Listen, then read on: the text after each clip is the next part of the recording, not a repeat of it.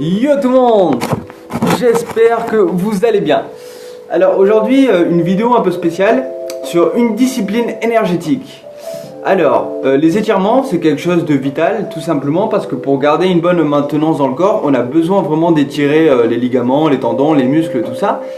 Et en plus, ça fait que les nadis ils coulent mieux, donc il y a une meilleure circulation de l'énergie à l'intérieur, donc du coup il y a moins de blocage tout simplement, et du coup il y a une plus belle présence dans le corps, tout simplement.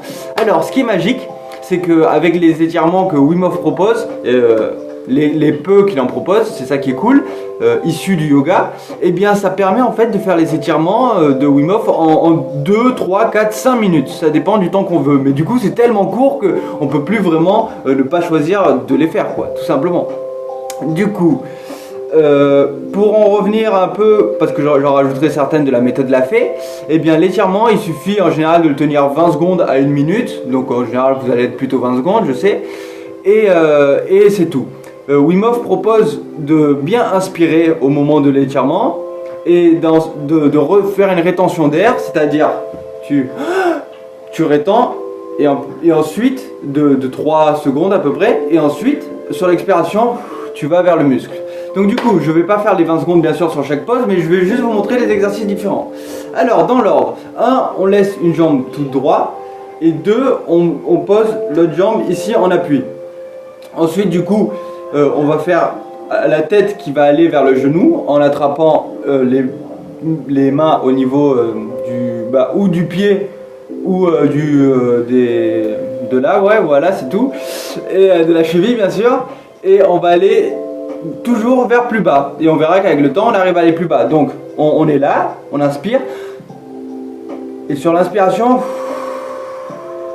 on y va, et à chaque fois on descend d'un cran.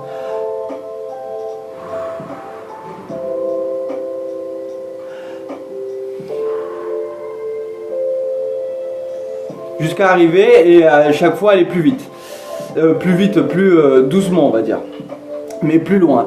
Ce qui est très important aussi, tout simplement, comme l'explique Wim Hof et qui est évident en même temps, c'est que il faut être très centré sur l'endroit qui est en train de s'étirer, vers les muscles. Ça doit être à la fois un plaisir et à la fois un effort. Le fait de détendre plus le muscle qui est en cours fait que c'est de plus en plus chouette la sensation qu'on y trouve, et c'est de plus en plus intéressant l'étirement qu'on peut avancer. Par exemple il y a quelques temps j'arrivais pas à retoucher le genou avec la tête, et maintenant au bout de quelques semaines c'est très facile quoi. Très content de m'y être remis. Donc du coup quand vous le faites avec une jambe, vous le faites avec l'autre jambe bien sûr, quand vous le faites avec l'autre jambe, vous le faites avec les deux jambes droites et vous essayez d'aller vers les genoux. Toujours expiration et tout ça. Moi je le fais pas pour pas perdre de temps. Ensuite, vous gardez une jambe droite, genre la gauche. La jambe droite se met à gauche de la jambe gauche. On pose la main droite au sol, ici, derrière nous, là où c'est agréable. On passe la main gauche à droite du genou, et tout simplement, on va pousser avec le coude pendant que la main attrape le pied, pour qu'il y ait un étirement au niveau ici, de ici quoi tout simplement, et aussi parfois du dos qui fait trop du bien. Donc à partir de là on inspire, on rétend un petit peu et on expire en poussant avec le coude.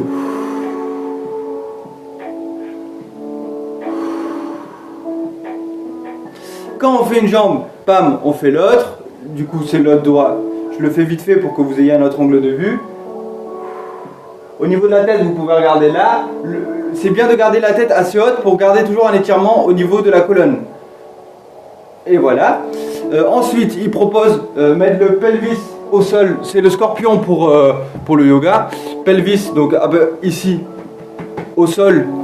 Ensuite, les deux bras ici. Si vous n'arrivez pas ici, vous mettez avec les coudes. Quand vous arrivez ici, tout ce que vous avez à faire, c'est de inspirer. Petite rétention et expirer en détendant tout, mais surtout le bas du dos, et c'est là que ça va tendre, on va dire, que ça va tirer. Parfois des petits craquements viennent et tout ça, mais en tout cas c'est de plus en plus cool pour débloquer, on va dire, le bassin. Ensuite, il propose juste cela par exemple, c'est ça qui fait que c'est très très rapide, si vous voulez pas en rajouter. Il propose vite fait de faire en mode yoga celui-ci. Donc en fait, tout ce que vous avez à faire, c'est de vous mettre derrière un mur pour s'entraîner à d'abord pas avoir peur et toucher le mur. Et ensuite, vous le faites sans toucher le mur, tout simplement. Et le but, c'est de rester 30 secondes, 1 minute, et d'avancer au fur et à mesure, si ça vous fait plaisir. Ensuite, je vais combiner avec quelques étirements de la méthode La Fée. Comme ça, si vous avez envie d'en mettre un peu plus, c'est toujours cool. Le plus important que je citerai, c'est évidemment celui-là. Pareil, toujours, on inspire, on fait une mini rétention, et sur l'expiration, on va plus bas, et on essaie d'aller toujours plus bas. Le jour où vous poserez les mains, ensuite vous allez sous les pieds, puis ensuite vous allez derrière, etc. etc. Un autre qui est super cool au niveau de La Fée, comme ça vous pouvez le claquer dans le lit, c'est quand vous êtes allongé, et vous prenez un genou, et vous le tirez de la même méthode, en expirant sur l'expiration, vous l'amenez vers le pectoral. Et ce qui est bien, c'est que lui, vous pouvez le faire le soir, le matin, pas forcément dans ce combo-là. Et il est très agréable, il détend au niveau d'ici et vous sentirez vous-même. Ensuite, un autre qui est cool, que j'ai toujours adoré parce que Akali elle le faisait, c'est debout, jambes un peu écartées. Vous allez chercher ici sur l'expiration,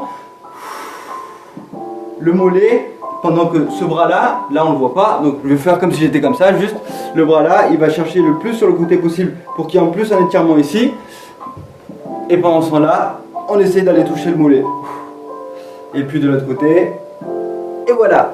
Alors, est-ce qu'il m'en reste un autre qui me vient de tête? Il y avait celui-là en tailleur, tout simplement, on allant chercher devant. Et après, il y en a plein d'autres. Si vous en voulez plus, il y en a plein sur internet. Et ceux de la méthode La Fée, c'est vraiment complet. Mais déjà, si vous arrivez à faire ces calculs-là, ça fait même pas 5 minutes par jour et on peut gagner énormément de souplesse, ce qui est magnifique. Je vais en profiter pour parler d'une phrase que j'adore. C'est Shankara Adi qui l'a dit. Ouais, c'est pas un jeu de mots à la base. Et il a dit le secret de l'immortalité est la souplesse infinie. Sur ça, je voudrais simplement dire que la souplesse, c'est une manière de ne pas craquer. Tout simplement comme l'arbre dur face au vent, il peut craquer, alors que le roseau qui va plier, il va toujours s'immerger, il va toujours s'harmoniser dans le cercle de son ressenti, on va dire, et des éléments extérieurs qui viennent le perturber. Il s'harmonise pour justement ne pas rompre. Ce qui est intéressant à ce niveau-là, c'est que nous-mêmes, c'est un peu pareil avec le corps. Si on est toujours, par exemple, le mal du siècle, ça va être l'ordinateur, les réseaux sociaux et tout ça, entre autres, et le travail à la chaîne où on ne bouge pas, eh bien on aura tendance à toujours tasser les vertèbres, à toujours se bloquer intérieurement, et sans les étirements, même petits, puisque moi-même je les ai pas fait pendant très très longtemps, et ça a souvent été par période, eh bien on se bloque à l'intérieur, et on en étant plus crispé, plus de facilité d'avoir le torticolis, le cou raide, le cou vers l'avant, et pas se tenir droit. En ça, c'est bien aussi que vous fassiez des petits gainages, ça permettra d'étirer et en même temps de gainer les muscles intérieurs. Et du coup, la souplesse infinie, pour moi, elle commence dans le corps. Parce que dans le corps, on doit vraiment être souple pour pouvoir s'adapter au monde physique, tout simplement, dans le corps dans lequel on est. Mais aussi, la souplesse infinie, pour moi, ça rentre vraiment dans l'émotionnel, dans le mental et dans la perception des choses. Il dit dans le livre CAD que si on veut moins souffrir, par exemple, ce qu'on doit changer, c'est pas les événements qui arrivent, mais notre perception par rapport à ces événements. Et cela requiert simplement un changement de point de vue. Et donc, en changeant de point de vue, en étant plus souple au niveau des points de vue, on est plus apte à en fait s'immerger dans une plus grande pertinence au niveau de notre vécu. Par exemple, quelqu'un qui aura toujours des pensées négatives et qui s'en fout de comprendre comment fonctionnent les pensées négatives ou pas, il se bloquera. Il n'aura pas une souplesse assez grande pour aller chercher ces mécanismes-là et pour mieux les utiliser, tout simplement. Pareil pour les gens qui vont penser que quelque chose ce qui leur est arrivé est horrible et que c'est injuste et que la vie est méchante, etc., etc. Eh bien, c'est un blocage au niveau de l'émotionnel et du mental qu'ils ne leur permettent pas d'observer certains points de vue. Donc la souplesse infinie, lisez les CAD, les conversations avec Dieu, vous aurez tous les secrets qui sont dedans. Il n'y a plus qu'à, comme on dit, pratiquer, c'est important. Parce que ça nous permet de nous rendre libres, alors que rien faire, on est dépendant de tout le reste. Sur ce, passe une excellente journée et à la prochaine. Bye bye.